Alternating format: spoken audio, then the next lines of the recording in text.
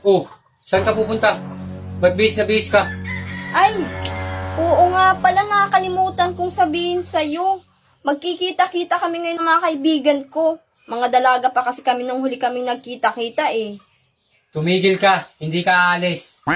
Hindi pwedeng hindi ako pumunta. Magtatampo yun mga yun sa akin. Hindi ka aalis.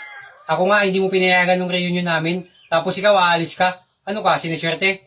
Payagan mo na ako. Bakit ba gusto mong pumunta doon, ha? Alam mo kung bakit? Bakit? Kasi ibabalita ko sa kanila na ang gwapo-gwapo ng napangasawa ko. Parang tama to. Oo nga, ipagmamalaki kita. Ewan ko sa'yo. Sige na nga, pumunta ka na doon. Ay, teka, may pera ka ba?